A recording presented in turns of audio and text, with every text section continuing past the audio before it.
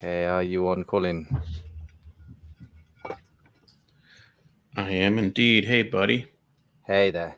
You're muted on Colin, by the way, so if you want to do the usual swapperoonie. Got you. We're there. We're there. We're We're there. there. The dangers of live broadcasting, not a problem most e-commerce operators have most of the time anyway. How are you doing? Look at camera one. I've got the camera over here. How's life in California? Is it as hot for you as it is for us over here in Europe? We are doing great, man. We're loving life, and California's treating us well. It's a beautiful state. We love it, and it's good to be back in my home state. I was always a California kid, you know. I Yeah. am, even in my 50s, I'm a California kid. Yeah, you got that enthusiasm that the Californians have, I think, definitely. That the Oregonians and sort of people from Washington that I've met, not many, but they seem a bit more reserved. So yeah, I think you're back in your natural home territory, aren't you? Where enthusiasm is the norm, and have a nice day Absolutely. means have a nice day. Not I'm just trying to be polite. Good. Absolutely. So we're talking pricing and helping people to make more money, which is a good thing. And every week there's something scarier in the newspapers and online, right? It's getting scary out there. So it's good to have something which means we're going to think this stuff through rather than run around like headless chickens. Absolutely. Yeah, Yeah. All right. yeah, So we ready to jump into this good topic? absolutely. Yeah. Are we going straight into the podcast introduction? Am I Let's am I do it. hitting that? Let's do it. Excellent. What is your near-term business goal? Do you even have one? If nothing just popped into your mind, you may have a problem, which would be that you're in business with no near-term business goals. Directionless, just surviving, not focused. So, in today's podcast conversation, we're going to address that issue and explain how pricing strategy connects to it. So, Jason, dramatic introduction. Give us a little introduction to the pricing principle number 4 and explain how it relates to having or indeed not having any near-term business goals.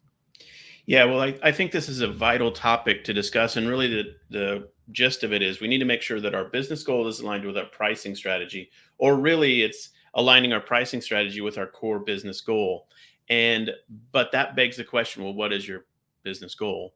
And, the truth is, after a few years, some of us can, and I mean, point the finger at myself, some of us can just get satisfied with where we're at in business. We kind of hit a plateau. Maybe we feel like we've got things sorted out sufficiently and we're like, this is good. I'm happy. I'm set. And we stop challenging ourselves with near term specific business goals because we're kind of like just managing a system that works. But the truth is, we all need short term business goals. And those are either put on us by the market conditions or they're put on us by ourselves. And, when we start a business, we're frequently like real focused on the near term business goals. And so I just want to challenge everybody to think about what is your near term business goal? And then how does your pricing stack up against it and your pricing strategy fit and align and support it? And there are other strategies, of course, that have to support it as well. Operational goals, product strategy goals, sourcing strategies, on and on and on. But the pricing strategy that supports your business goals are particularly important. And that's what we want to focus on today. So hopefully that's a good little introduction and sort of tease up the topic nicely. So. Great. And so that's a nice sort of a broad topic of business goals, but with a very specific kind of slice through it with the pricing strategy. So what are the common business goals that relate to pricing strategy then? Yeah.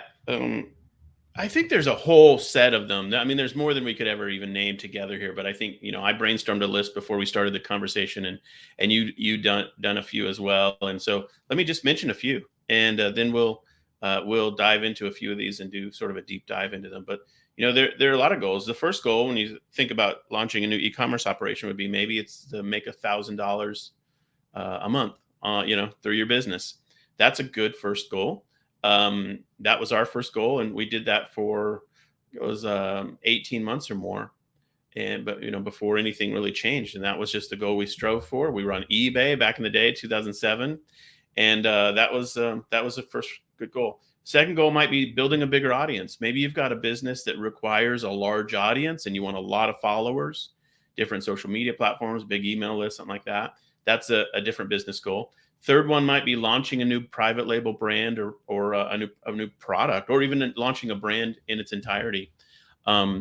The fourth business goal might be switching from a big marketplace like selling on Amazon to switching or to adding a direct to consumer website. Maybe you want to add, a Shopify site to support your product. That's a very common goal. Another one might be taking market share from a bigger competitor. Maybe you're an entrant, you're making sales, you've got something happening, and you're feeling good about it, but you realize that there are a lot bigger market players that are dominating, and you want to take share from them. Another business goal might just be survival. Maybe you're on the bubble, and your business is about to go under, and you've got to figure out how to do survival pricing. Another one might be reputation or market building in terms of your brand, name awareness, just getting yourself out there as an industry player. Maybe you're in a competitive market with lots and lots of players, and you just need people to know your name and focus on name recognition. An eighth one, I think eighth on my list is maybe you want to create your own anchors. And an anchor is a price point or a price positioning of a product.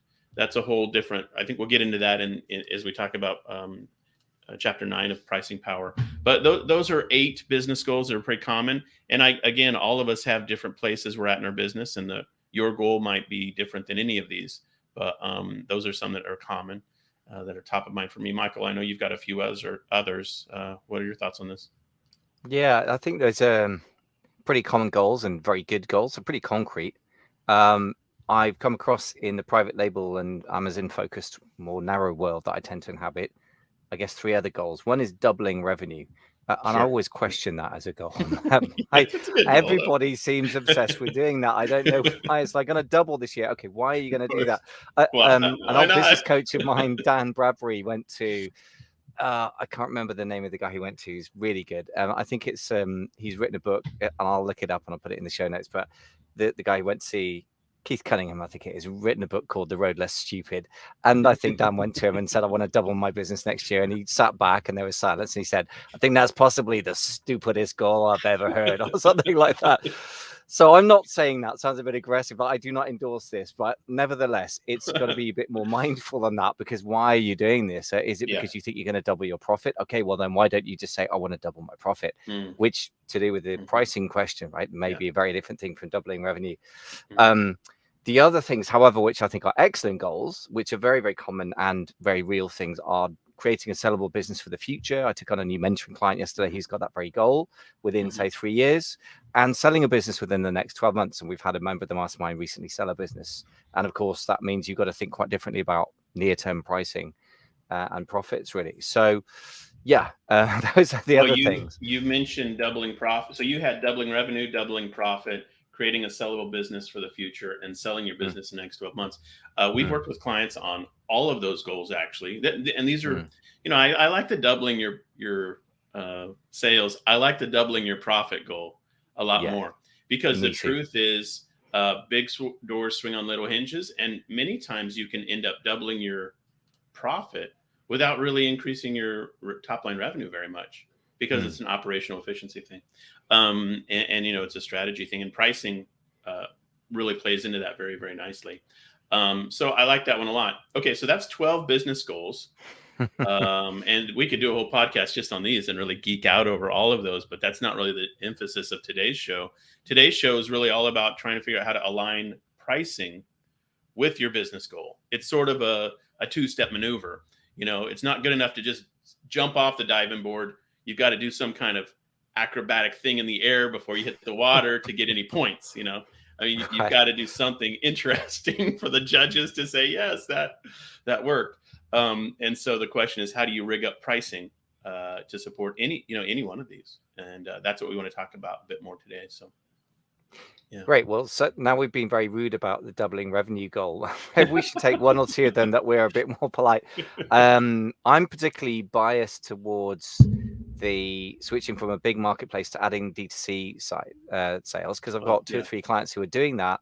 But again, to the point, one of them does, I don't know, about $1 million a year in revenue. But when we dug a bit deeper into it, they're not very excited about it, because they don't really do anything except break even, more or less. Right. So, and other people have got it and it's just losing money, and it's early days for them. So I'm biased. I mean, is there, before we get into an individual one though, which I'm particularly obsessed with that one, are there sort of generalized pricing strategies that relate to all of the goals we've just mentioned? Yeah, I mean, we've talked about the three common pricing tactics in the prior podcast conversations, and just to review those, so we don't have to clarify our terminology. There are three basic positions you take in any pricing game. One is the uh, penetration pricing, or being the low cost provider. That's the cheapest pricer. You're going to be the cheapest person selling the item. That's called penetration pricing by the economists. That's a hard road to hoe, because you have to be able to justify the low cost inside your business. You can't just do that on a whim and say, I'm going to make less than everybody else. You'll go out of business. It won't work. So anyway, so that's penetration pricing. The second one is Me Too pricing, and that's just where you're in the pack of pricing. Maybe there's 10 sellers that are all selling something similar, and they're all hovering in the $12 range. Then you too offer your item at the $12 range. So that's Me Too pricing, and that's real safe. And then the third strategy is premium pricing, or prestige pricing. And that's where you have the highest price product in the marketplace. You have to be able to demand that from the buyers, and you have to be able to justify it over the long term. That's generally tied to high value branding and really exceptional marketing. So those are just three general strategies that many people will play around with. And so that's it's good context, I think, for what we're about to talk about as well. Yeah. Excellent. Now, I guess we should talk. I've poured scorn on the idea of just doubling revenue for the sake of it. Is Mhm. there a sort of generalized error that you see with pricing strategy across all the different goals that we talked about before we get into the individual goals? Yeah, I mean, well, the most like, if you're just saying to yourself, okay, those are 12 business goals, and I could pick up two or three of those, I like them, or maybe two, one or two of them I have it top of mind right now, or maybe you got one top of mind. If your pricing strategy or your pricing response to any one of those is offer more discounts, then you don't have a pricing strategy. Really, that's not the right answer. The wrong answer is just coupon discount, lower price, lower price. That can't be the way to a sustainable path forward for your business. It just can't. You can't survive forever in that game. You have to get more sophisticated than that. So I would say that's a general error that many people would make, is just, what's the solution to any problem? Well, it's lowering your price. It's almost like the old thing that was like, if all you have is a hammer, everything looks like a nail. You Yeah. know, that can't be the right response. That's not a sophisticated economic, strategy that will But that you're will work absolutely for you. right. So, What I think is interesting about what you've talked about with pricing strategy and linking that with having goals, or rather the absence of them, is in the absence of you having a clear goal as a seller on a marketplace, or indeed in a market generally, you're going to be influenced consciously or not by the mhm. strategies or the priorities of the market. And if you sell on Yeah, Amazon, yeah, Amazon's priority is lower price of greater selection. So they want yeah, you to put out yet another product yeah. line to give more selection at a low price, because that's what You, they want for their consumers. But that doesn't serve us at all. And so e- you're right, that it's very easy to do that actually. exactly right. The consumer Yeah. also wants one other thing. They want the lowest price possible, and or it free. And they Yeah. also want it now. So Yes. what do the consumers Yeah. want? I want more, and I want it now. Yeah. So that's not a surprising. Giving into that impulse, lower, lower, lower, is not a surprising or interesting pricing strategy. So anyway, so all that to say, that's not the right answer. And so let's talk about one of the strategies here. You mentioned the one about switching from a marketplace to your own direct to consumer website. That's a Yeah. noble goal, a business goal. That's obviously for e-commerce sellers that are on a journey of selling in marketplaces. That's a fantastic exercise to think through and launch and go through. We help many clients do that in my Shopify Power course on Udemy. I think we're almost at 40,000 students, and that's the journey most of them are on. They've sold some on Amazon or eBay, and they've made some money, and they figured, oh, I better get myself a Shopify site set up. And so the pricing strategy associated with that is really interesting to think through. And so let's walk through that. So I'll just mention 3 or 4 or 5 ideas related to having something. Let's just say fictitiously somebody's selling $10,000 a month on Amazon, and so they've got a 6-figure business. and they want to sell direct to consumer on their own Shopify site. So what would you do in terms of pricing strategy? Like, what's the battle plan or the general game plan? Let me mention 2 or 3 ideas here. So the first one would be, you don't want to compete with yourself on your new website. So in other words, you've got Amazon price points. Let's say your Amazon price point's $20.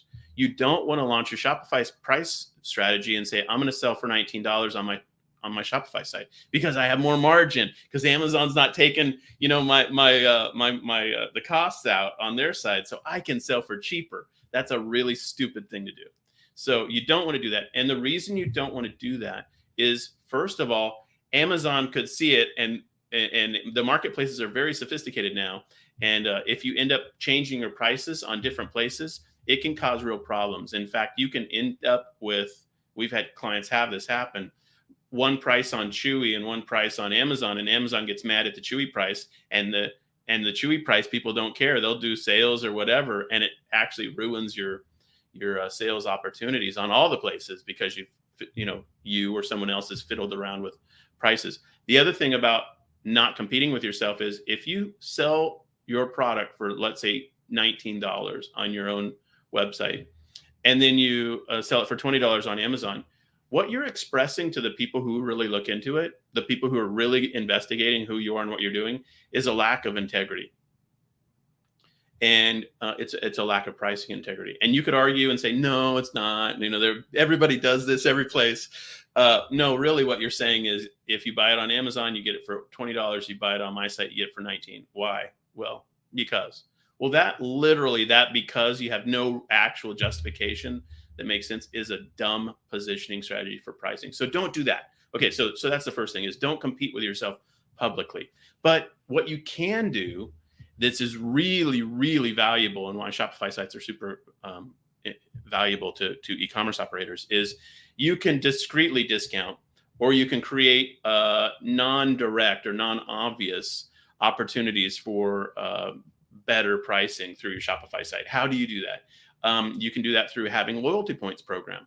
So loyalty point programs everybody does it. Starbucks has mastered this now. Everybody goes to Starbucks, and you don't give them money, and you don't give them a credit card. What do you give them? You just point the Starbucks app at the Starbucks person. I told somebody recently, Starbucks, I heard this thought, somebody else told me, Starbucks is basically a bank now. Everybody gives Starbucks their money, and then Starbucks holds your money on an app, and then they let you use it in their store. What is happening right now? So anyway, but that loyalty program gives them the opportunity to give away a cookie or a free drink or a 10% off or whatever. So you can create loyalty program. You can create VIP programs. And create opportunities for your VIPs to get better pricing. We've helped clients implement these types of strategies, and they really, really work well. You can implement buy and save, or subscribe and save on Shopify. So it's the same exact price as you have on Amazon, but if you subscribe, you save on Shopify.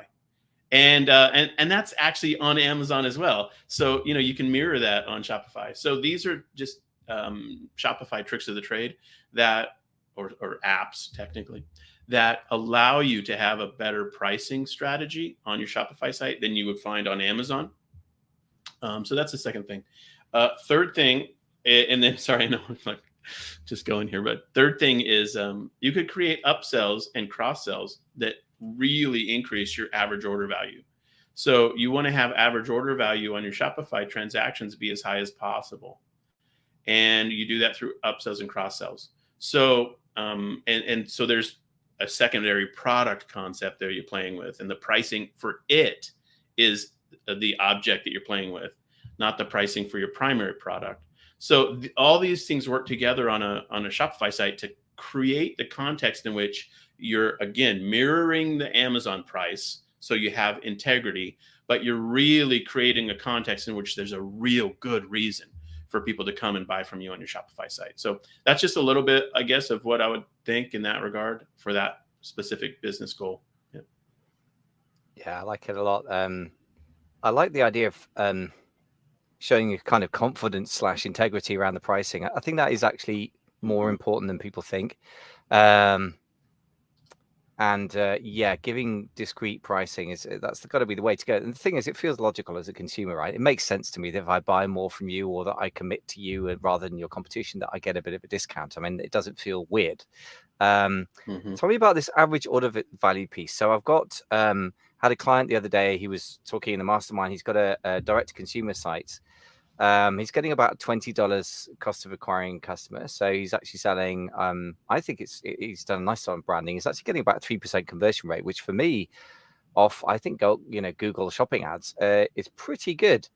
In fact, I said, look, I don't know if that's necessarily the problem. So I did quote you and say that what would Hmm. Jason say? I mean, I think it's the the lifetime customer value that you need to work on and the AOV, but he hasn't got much of a catalog. And I could kind of hear Hmm. him not taking this on board and going, yeah, but I just need to sell more stuff more cheaply, thinking like an Amazon seller, in other words. So Yeah.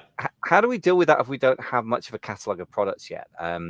Yeah. Would you pop somebody else's products in there as an affiliate sort of link, or how would you sort of try and increase that? I wouldn't do that. That's more complicated than it might be worth. I mean, I would Hmm. do that as a second or third idea. The first idea would be, how do you get your existing product into a few different modalities for your customer? And what do I mean by that? Well, Russell Brunson has proven, and he talks a lot about on ClickFunnels, the number one upsell is a 2-pack. It's like, hey, you want to buy this thing? Yes, I do. Hey, do you want to buy 2 of them? Oh, sure. It's like, that's a really easy upsell. So, that's not, there's no 2 products there. It's just one product. It's a bundling strategy. And so, you want to think through those types of upsell opportunities. The other thing that comes to my mind as you mentioned that client is, we've worked with clients before who are just getting their Shopify site going. And they're in this discovery phase of like, how can they get traffic and how much does it cost? And one of the things that we saw as a real breakthrough, as a really, really powerful breakthrough with one of our clients, was he thought he was going to sell direct to consumer on his Shopify site. And he was spending too much money trying to make that a reality. But then he started having restaurants buy from him. And what he realized was it could be a B2B Shopify experience and really focus on not direct to consumer, but direct to business owners who will buy in pallets, not in ones. And so literally that's what our client did. He started selling pallet loads of product, not one item at a time. And trust me, that changes the average order value like in totality. It was like, it's a whole different business because you realize, oh, there's somebody who wants 150 of these at one time, one transaction. Yes. And so those types of strategies are way more valuable to think through. Now, that in that case, that wasn't a pricing strategy, although, if you work with a B2B customer, they might expect an escalation, where the more they buy, the more they save type thing. But that's some of the thing you want to think through when you're starting a new website, and it relates to pricing. Because again, just lowering your price is not and selling more, making it up on volume. That's like the kindergarten version of this stuff. It is not a good idea. Yeah. Yeah, and I guess the difference between that and the kind of common response is that if you sell a pallet load as opposed to ones or twos, then obviously there's an extremely solid reason for a discount while still Hmm. making good profits, right? Yep. So yeah, that makes a huge amount of Yep. sense. And tell me a bit more about the discrete pricing angle. I mean, I was saying before, it feels to me like that links the sort of Hmm. integrity of pricing because it makes sense to me psychologically. But tell me what the other sort of implications and upsides are of that one. Yeah, there's so much value there. And just, like if somebody said to me, hey, what's the value proposition for setting up a Shopify site? I would say if you have any type of customer who's going to buy an item from you more than one time, like if it's a one time, like you're selling caskets to, somebody, then it's a final closeout deal, to use the bad pun there. But if you're selling something where somebody's going to come back for a second purchase from you, then setting up a loyalty program by itself is a reason to have a Shopify website. It just is it's a service to the customer, And so I would say that's a huge, value proposition. We use S Loyalty as the app to empower our loyalty program, and then the exercise there really is pretty straightforward. Get new people to your site, convert them to loyalty members, there's whole systems and strategies and process for that. So and then in the loyalty programming, you basically give them the opportunity to earn their own discounts by their shopping behavior. So, and the thing about it, every customer knows this. Customers love this. There's a reason Starbucks does this. The Starbucks did not get protests out in front of their headquarters when they kicked this off. Like people don't object to loyalty pricing and VIP, custom pricing. So Starbucks has pioneered this, and it works. Amazon Prime, obviously, you could have your own Prime Day if you have your own loyalty program. That's what my reflection on Prime Day that just happened recently was I said to Cinnamon, we need to have our own Prime Day set of deals for our loyalty program members on our website. And we've never done that. We offer them strategic coupons. Hey, spend X amount and you get this kind of a coupon. We've never gone out in 12 years of doing business and said, hey, we've got 42 special deals just for our loyalty program members. Like, why haven't I ever done that before? But anyway, so those types of strategies are all in play when you have a Shopify site and sell direct to consumer, and they're all pricing related ideas and concepts. Nice. I guess what you're saying is you're using special pricing as a reward for the behavior that will make you Yeah. money, but also as a reward in the consumer, which is why it's a win-win, which is why they're Yeah. not getting peeved at you. Whereas Yeah. I would say Amazon Prime Day, the experience I've had with Amazon Prime Day personally, but more with my clients and friends, is that every year the response to Prime Day is more and more muted. I mean, pretty much nobody That's discusses it right. anymore. Are you That's doing right. anything for Prime Day? No. And the reason why is Mhm. because they've discovered you can give a lot of discounts and you make a heck of a lot more sales, but you make less money than if Yeah. you've done no discounts in the first place. Talking of So profit versus revenue, it really is that simple these days, really. yeah, I totally agree. But so here's the thing, because once you ring the dinner bell 42 times in a row, it's like how many times do we want to do this before it kind of gets old? So I think Prime Day Yeah. may have run its course, um, but there is a whole different tactic that I love to work with people on, and we have worked on with coaching clients, and that's a VIP program. And Costco is the quintessential example of this. Customers will pay you cash money up front for a discount. Now, just think through that for a minute. Like, okay, wait, I need to lower my prices. No, you don't. Why don't you ask people to pay you money before you lower the price? Like, wait, that would work. That's what Costco does. That's, and Sam's Club. And so, Jim Sinegal, the guy who really scaled that concept, was the founder of Costco.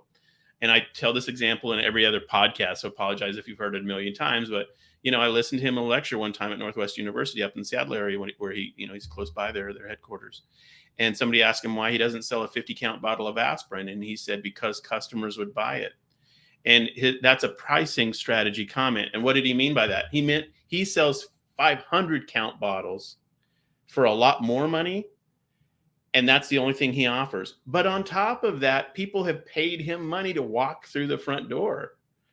So he's playing it like hyper chess level, and most people are playing it checkers. So he's gotten paid for people to come buy his overly priced, expensive, technically compared to a 50-count bottle, big, huge bottle.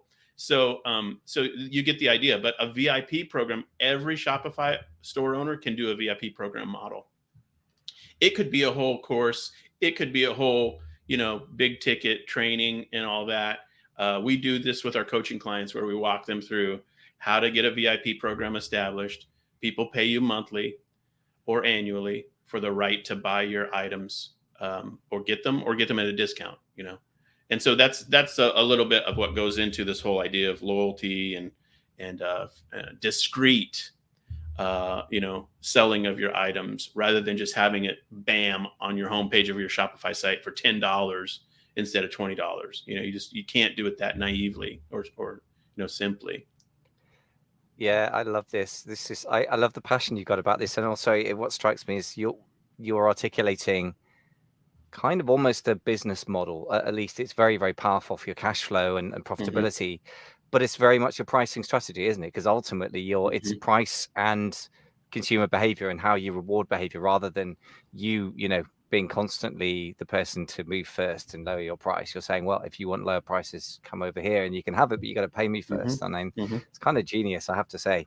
Well, Um, people do it too, which is the yeah, crazy part. Is like sometimes in life you just got to go with the flow, and you don't have to beat your head against the wall and try to make people do something they don't want to do.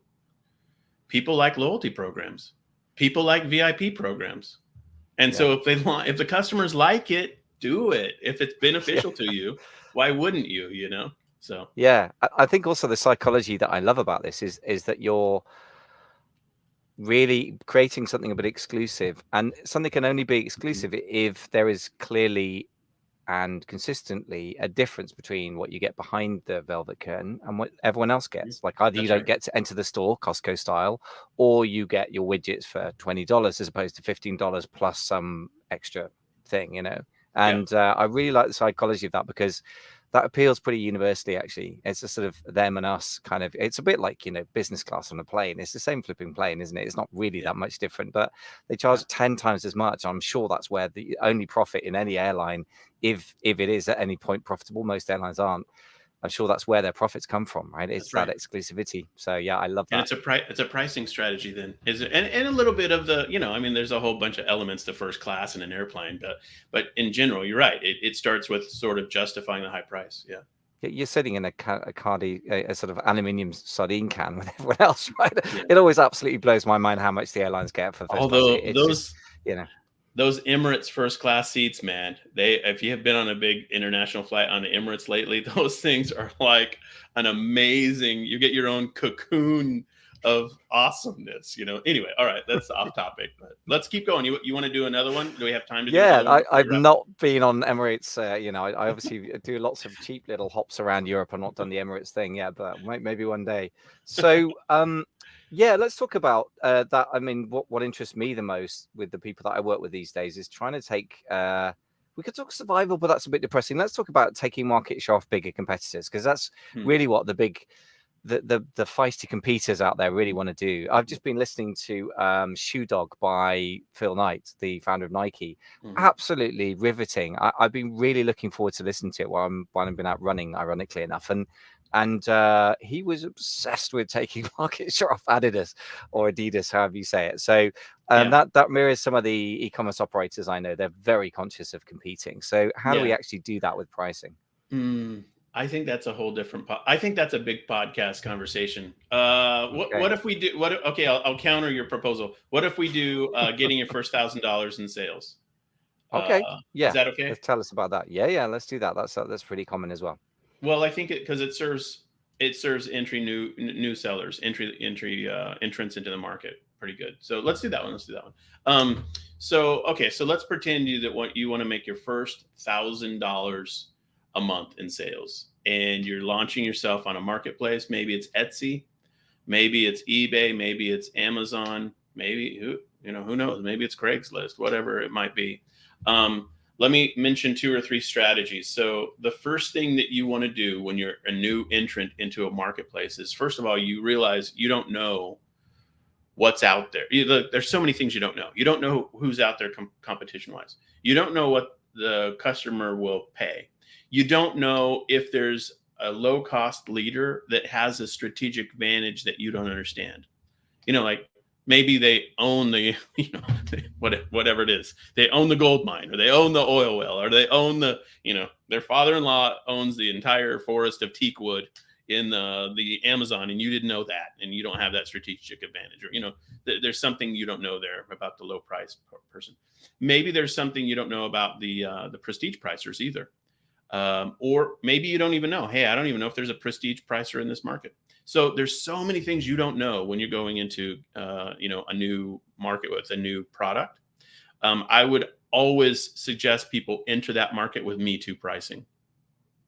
So we've already talked about the three kind of general pricing strata, So Me Too pricing is that middle safe, just similar to everyone else. And if you do Me Too pricing, you know that you're operating in a zone of plausible profit, similar to the other operators that are in business. They haven't gone bankrupt, but they're not doing anything special per se, and you too can join them. Now, what do you do in that space then? Well, you've got to figure out in that space how to differentiate yourself on something other than price.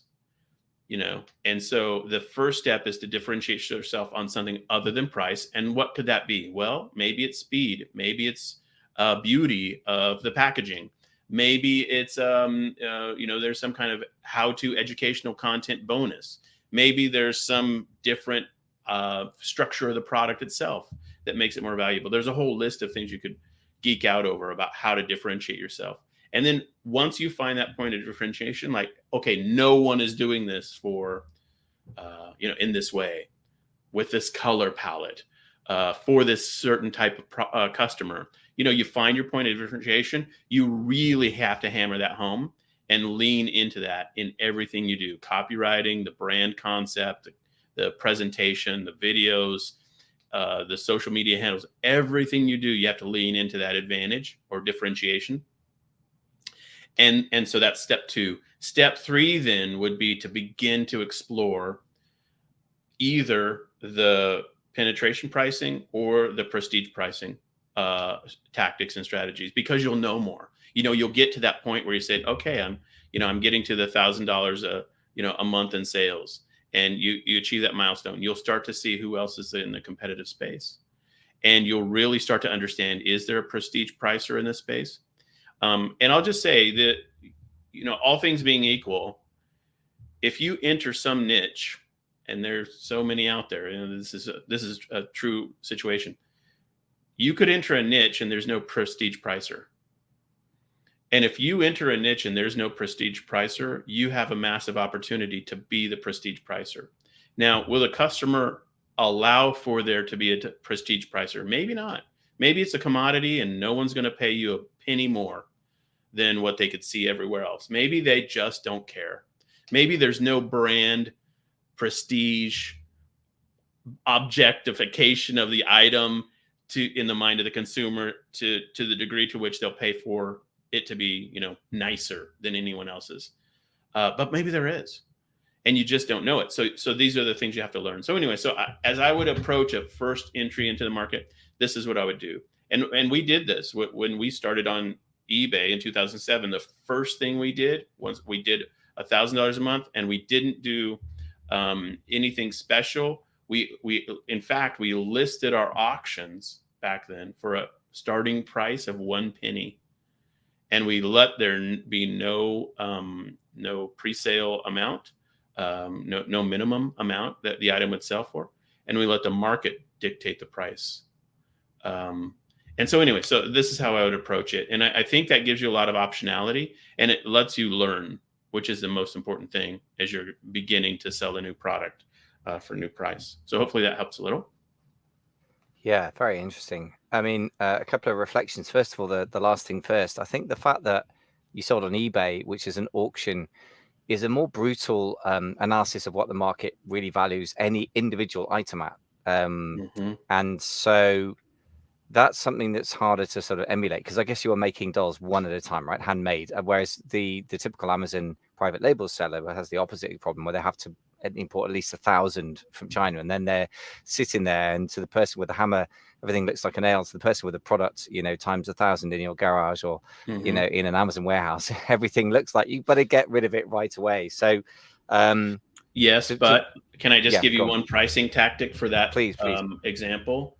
And okay, so everybody should just go get Pricing Power ebook and read the whole thing, because what I'll tell you is not about this topic for today, but it's in the Pricing Power book. If you have 1,000 items that you've imported, what you can powerfully do is pre-sell those and do a Dutch auction, which is everyone collectively gets to help you set the price. And you sell on the fact that you only have 1,000. You use scarcity as a technique for selling those items. If you just dump them on Amazon and don't tell people how many you have, and there's no sense of urgency. It's just like another commodity. Like, oh, well, how many do you have? Well, as many as are needed, but you really only have 1,000. Then you got to use these tools of what you've got. You've got to use in your pricing strategy, I guess, is my commentary there. So a Dutch auction on eBay, actually, for many items, no one does that. I mean, literally no one that I know of does the Dutch auction strategy style, where you say, hey, I've got 500 of these, and you all get to choose to buy one, but it ramps up cost wise. But in the current market conditions, where containers are taking 6 months to get, and many items are sold out, man, that would be an interesting thing for people to play around with if you've got a limited supply of something. So anyway, sorry to interject that, but it's a whole different Oh, conversation. I love that. I really like it because it does reflect reality. Tell me about the Dutch auction. How would that work on eBay? Because I've never sold on eBay really. I mean, I've used Joe Mhm. Lister to take products from Amazon, but it didn't work very well. So Yeah. So consider me an eBay rank newbie. How does that work? so you get a couple different auction strategy styles, and the one in eBay that almost everyone uses is called a Victory auction. But there's other auction styles that are just really not popular. But so go research this on your own, because I'm not an expert at Dutch auction. But Victory auction is the standard one everyone uses, which is, here's an item, start bidding. It's like, and that's Victory auction. So like, I bid $10. Well, I bid 11. I bid 12. I bid 13. And you end up in a Victory auction, which is a standard style, with let's say 5 people bidding, and oh, my camera just freaked out. Sorry. 5 people bidding, and one person's going to win the item. That's one item being auctioned. Well, what if you've got 10 of the items or 100 of the items? Well, then you can do a different format. And the format is more like people raise their hands and they say what they're willing to pay for. This is some of the detail of the Dutch auction, but go research this, because I'm, again, kind of thinking through this on my feet. But in general, the way you do it is you say, I've got, let's say, 100 of these items, and I don't know what they're worth, and neither do you guys, because, man, it took me 6 months to import them, and prices have radically changed since I tried to get them, and no one else has them. And so let's just put them out there, and you guys tell me what you're willing to pay, and the best 100 bidders are going to get one of these items.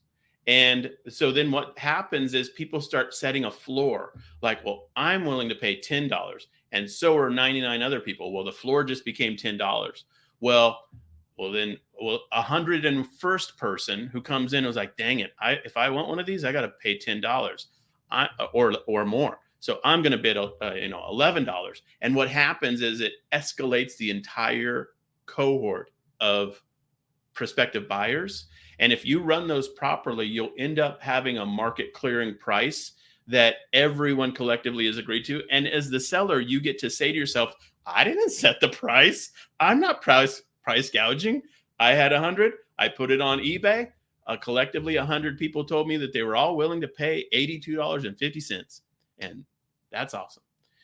So that's more of the Dutch, I believe. Now go fact check me on all that.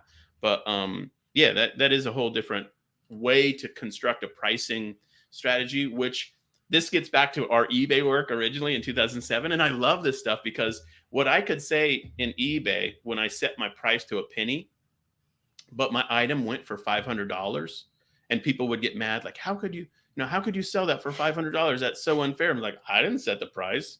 I set the price for a penny. I didn't know what the price was. This is more like how you sell art, or how you sell a scarce commodity, and you get to say to the community, I'm just selling it for what the market says it's worth. And you cede control of the pricing strategy to the community. There's a huge power in that, because you can say, like, honestly, I'm operating with integrity. I'm not trying to gouge anybody. I'm just trying to move my item or my 100 items in a fair way. Now, all of that requires you to be a marketer and to have an audience and to explain what you're doing to your audience. But, these marketplaces, especially eBay, I mean, if I had a couple $1 billion, or like whatever it would be, like 100 billion, I'd buy eBay and revamp the whole thing, and I would get rid of buy it now pricing. stuff Wow. items, and I would Yeah. only use it as an auction platform and really nerd out with everybody. I think there's so much power in the eBay auction model that's Yeah. never been tapped into. But anyway, sorry, I'm on a rant No, that's not this is, even do not associated with apologize. This is fascinating. I mean, we're not going to come up with a neat solution, but I love this idea of getting the market to set the pricing. And my only reflection from a much more primitive point of view, and by the way, my response on that, 100% agree. I've never understood why eBay has become a kind of rubbish version of Amazon.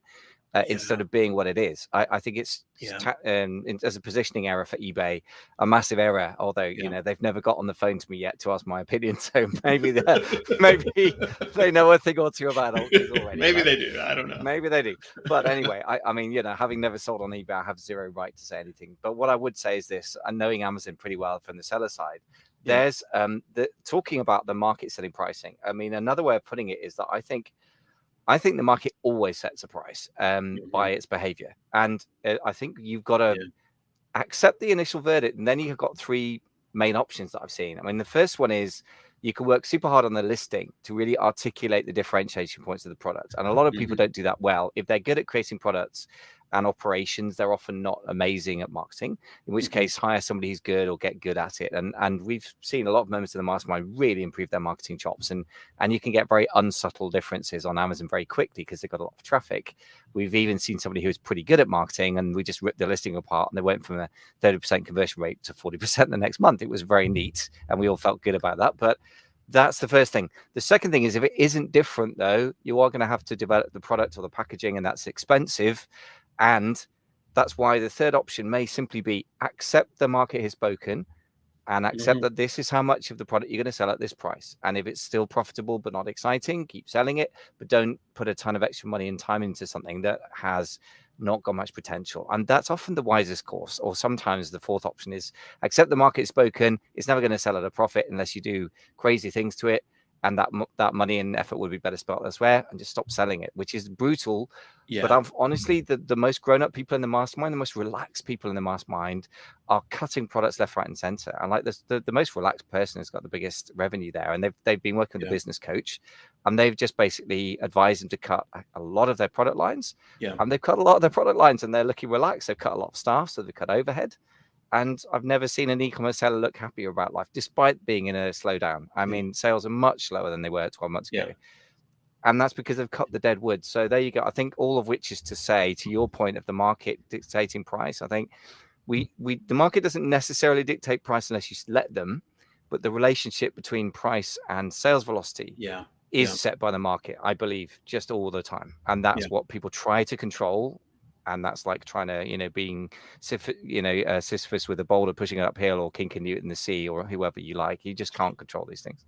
It's really two layers of the operational strategy there. One layer is the product itself, the right thing to be proposing. And it's interesting because we've worked with clients who have a killer product, and then they're like, what's the next thing for you guys?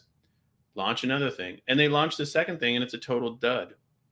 But they spend all their profit and energy and time neglecting, from they take the good thing and almost treat it like it's just a given, and then they pour all of the time, money, and energy into the bad thing. It's so weird how business owners think. I know we've done the same thing. It's like, I've got something amazing here. What are you focused on? Not that. It's like, what are you focused on? Something that's not working at all. It's like, why are you doing that? Well, because I really want this other thing to work too, because then I'd have two things that work. I was like, yeah, that's not really going to happen, is it? No, it's not happening at all. And so, Yeah. it's so funny. We get coaching gigs like that. Like, why do you want to work with us as your coach? Well, I got something that's really not working. Well, why don't you just stop it? Like, no, Yeah. I want to pay you $2,000 a month to help me make it work. Yeah, tell me about it. Like, I get people approach me all the time with, I got one client, fortunately, was open to the fact that he approached me, he's doing drop shipping. It's a completely different business model on a yeah, Shopify site. Really good. First, in the first year of selling, really successful, revenue, profit, it's scaling. He's got good operations in place. And he approached me to say, I want to private label and import stuff from China, and I want to talk to you because I know you've done that and you know how to do that. And the first thing I said is, please don't do that. not in the current. Don't do that now. Five, Yeah. 10 years ago, or 7 years ago when I got into it, 8 years, yes, that would have been a smart play.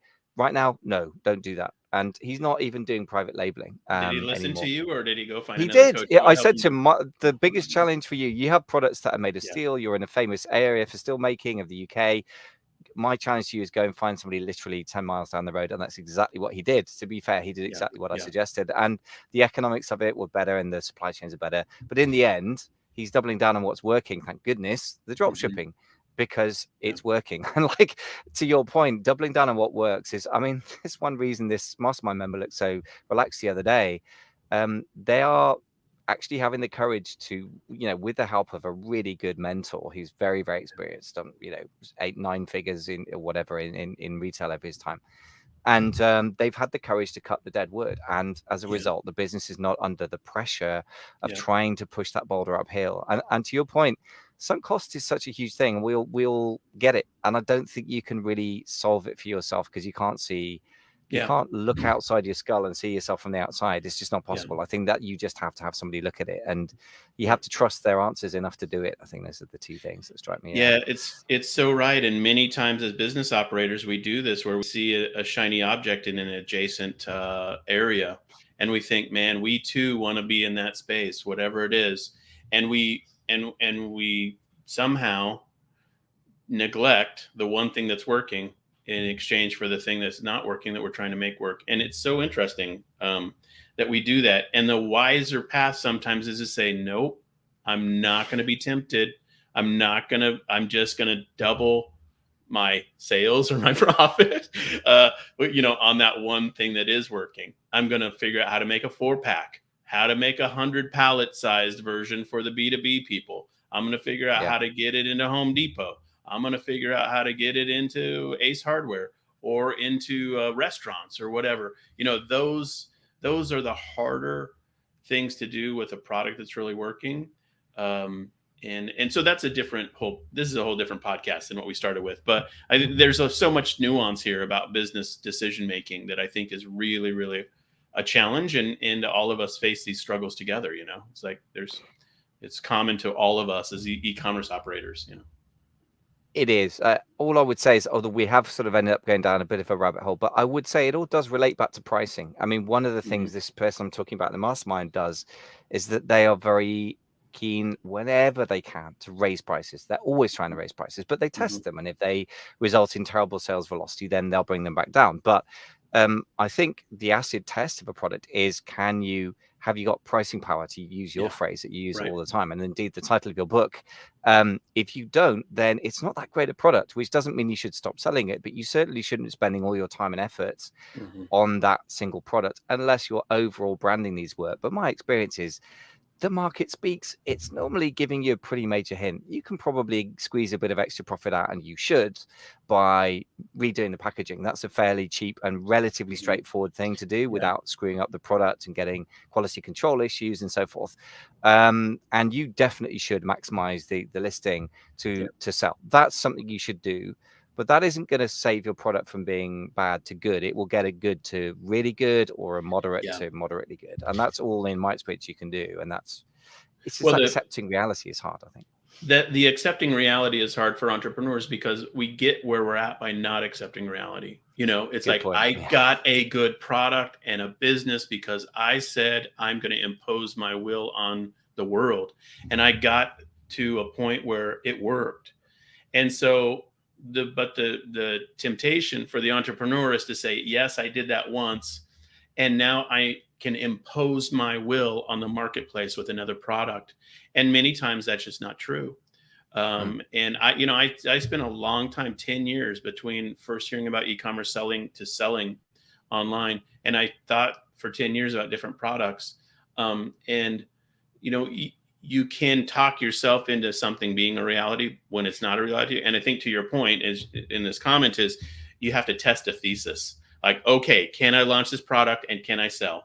And if the answer after a certain amount of time is this is not working, then finding a new ad agency, finding a new business coach, finding a new sales channel maybe you do all of those things one time, and then you say, okay, if 2 SEO companies couldn't make this happen, and 2 Facebook ad companies couldn't make it happen, and 2 business coaches couldn't help me sort this out, I'm done. This product is a dud, and I'm moving on to the next thing. And I think that's probably, um, you know, some of the decision making, and playing with pricing can be part of it. And maybe you find your breakthrough, but maybe you don't, and you got to cut your losses and move on. One final thought on that. I think sometimes, and I got a couple of members in the mastermind who've produced incredible products, and their product development process was textbook, was really amazing. Mhm. And I know people who've done that and making a fortune, really great profits, and other people who are doing that and they're selling well, but there is a cap on the price point given by the market, and Yeah. the market meaning that are people willing to pay more or not, and who else is selling similar stuff, and that's product centricness. Again, the price that you can sell something for and the profit, relative to your costs, is a very good reality check on not whether the product's good, but whether the product marketplace is going to reward you or not. So Hmm. to your Hmm. point, is there a space for a really premium price product? Sometimes Yeah. the answer is no. And again, that isn't where you've got a boring product or even an undifferentiated product. You're just in a marketplace that won't allow you Hmm. the sort of headroom for the price. And again, price is that kind of pivot point between supply and demand that tells you so much, doesn't it? The more you look into pricing, the more there is really. I started reading that book that you recommended, Priceless. Whoever it's by, can't remember, but we'll put it in the show William notes. Poundstone. Yeah. That's the one. There's so much that goes into this. Hmm. And well, look, as a summary, I'd definitely echo what you were saying. I think everyone, the more I talk with you about this, the more I think everyone should go and read Pricing Power by Jason D. Miles. Definitely, because there's so much in this. And the more you peel back the layers of the onion, the more I realize how critical this is. But let's just summarize what we've been doing today. What's your summary of principle number 4 for the listeners? Yeah, you've got to have a business strategy that is aligned with your pricing strategy. And those are dominoes that have to be set up together and fall in the right direction. And they can really do damage if they're not aligned. And so, your best path forward is to be very clear on your business strategy or goal for the short term, and then to create a pricing strategy that works to support it really robustly. And when you can do those things together, you'll have a powerful opportunity to make headway in the market, in support of your product and in support of your business goals overall. So I would say that's a bit of a summary. Yep. Love it. Well, interesting as ever, man, to talk to you. Well, interesting doesn't really cover it. It's really fascinating. I love this Dutch auction idea. I'm going to have to go and educate myself about that. Mm. If you've enjoyed listening, folks, just a couple of things. First of all, you can find us on the Call-In app on iPhones near you. I believe we've got over 100 subscribers now on that, whatever that means. There's vanity metrics, but somebody's listening, so come join us there. And we are on, of course, all podcast channels, I should say, out there, including Apple Podcasts and Spotify, the biggest ones. And on both of those channels now, you can, if you wish, leave us a rating out of 5 stars. So we'd love your highest and best rating. And if you're on Apple Podcasts, your highest and best review as well, if you can give us that. Just want to say thanks, man, for bringing this whole topic up. It's so fascinating, and it's so central to making a profit. I think this is really, really important topic. Yeah, great times. See you, buddy. See you.